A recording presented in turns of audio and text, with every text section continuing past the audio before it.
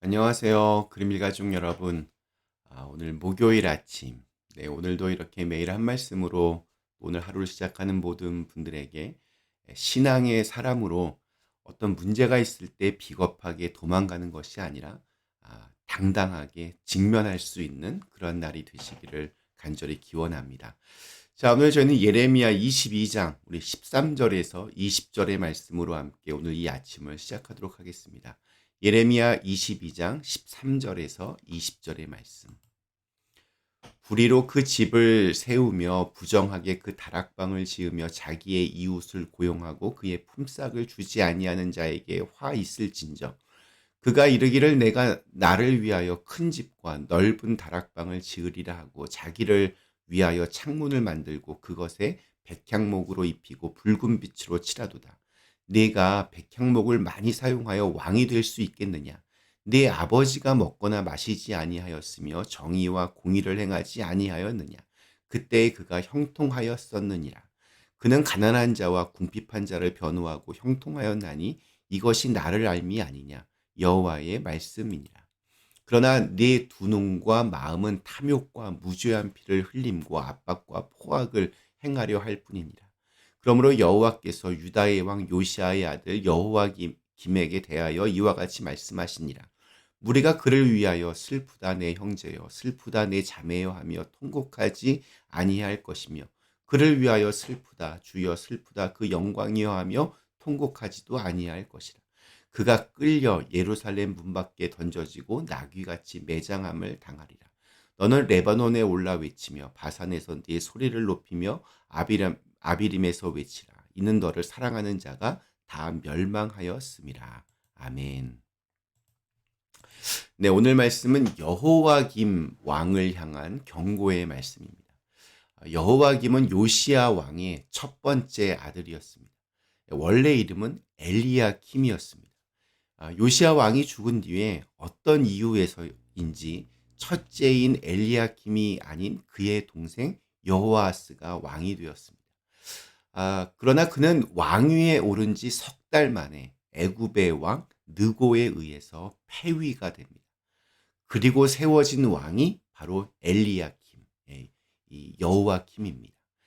애굽에 의해서 세워진 꼭두각시 왕인 셈입니다. 그것을 확실하게 보여주는 것이 그의 이름입니다. 애굽의 왕은 그의 이름을 엘리야킴에서 여호와킴으로 개명을 시켰습니다. 여호와킴은 그렇게 11년 동안 나라를 다스렸습니다. 한마디로 폭정의 나날이었습니다.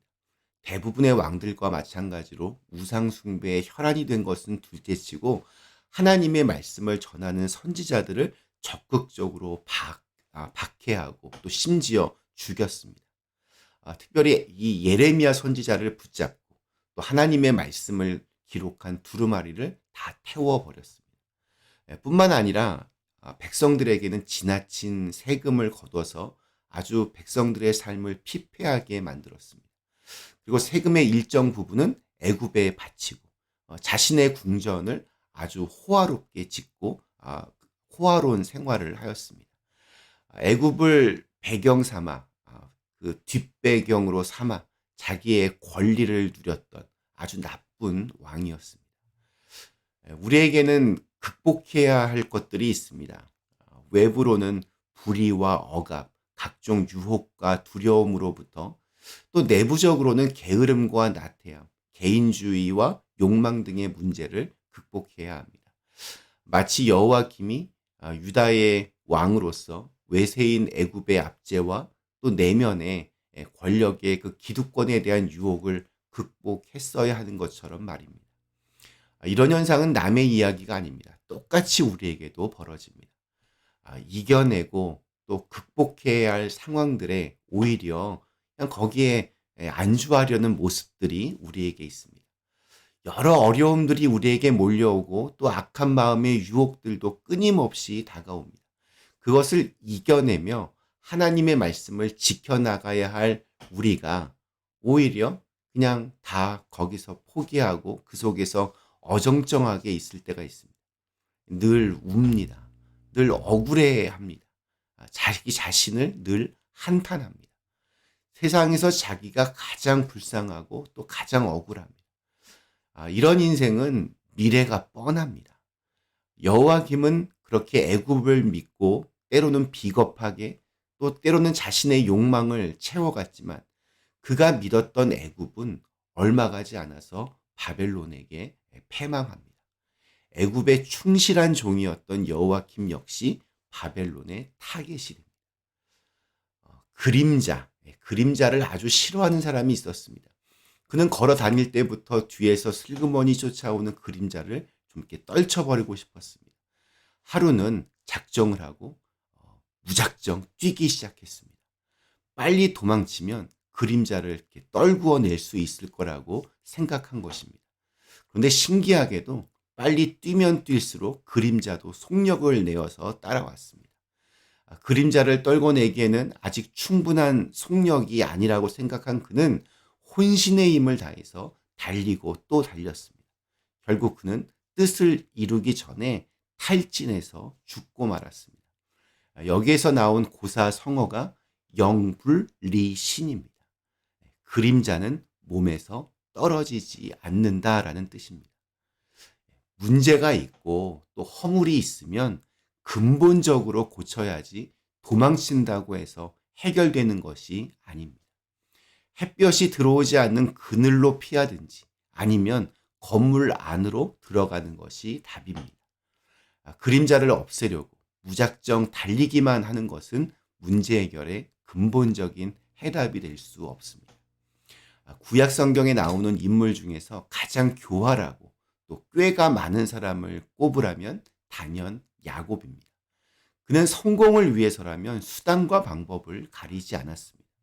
그는 형 에서와 아버지 이삭을 속이고 자기가 얻고 싶은 것을 얻었습니다. 야곱 주위에 있던 사람들은 늘 피해를 봤습니다. 그런데 문제는 아무리 달려도 이 인생의 검은 그림자를 야곱은 떼어낼 수 없었습니다. 평생 에서에 대한 두려움에 사로잡혔고 또 삼촌인 라반의 추격에 시달려야 했습니다. 4명의 아내들에게 둘러싸여서 바람잘 날 없는 고달픈 가정생활을 해야 했습니다. 그는 큰 성공을 쟁취하면 인생의 어두운 그림자들이 사라질 것이라고 믿었습니다. 그래서 달리고 또 달렸습니다. 그런데 문제는 야곱이 달릴 때 그 그림자도 함께 달렸다는 사실입니다. 그러던 차에 위기의 순간에 만난 야복강은 야곱의 인생이 근본적으로 바뀌는 전환점이 됩니다. 홀로 남은 야곱은 하나님의 천사를 부여잡고 내 인생을 바꾸어 달라고 울부짖으며 매달립니다. 그는 환도뼈가 탈골되는 아픔 속에서도 결코 그 천사를 놓아주지를 않았습니다. 천사가 야곱에게 묻습니다. 내가 너에게 무엇을 해주기를 원하느냐? 나를 축복하소서. 짧은 이 질문과 대답 속에 인생의 본질이 담겨 있습니다.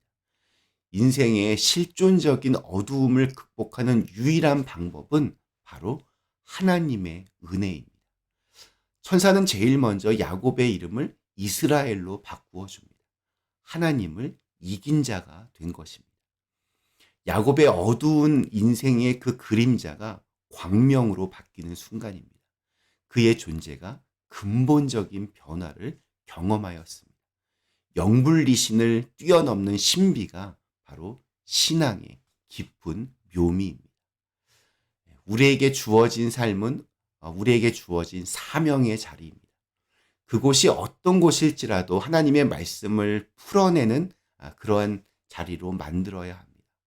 싸워서 이겨야 하면 싸워야 하고 견디고 극복해야 하면 끝까지 버티며 기다려야 하고 또 변화시켜야 하면 끊임없이 도전해야 하는 것이 바로 우리의 삶입니다. 그곳은 우리에게 주신 전쟁터입니다. 그곳에 우리가 서 있습니다.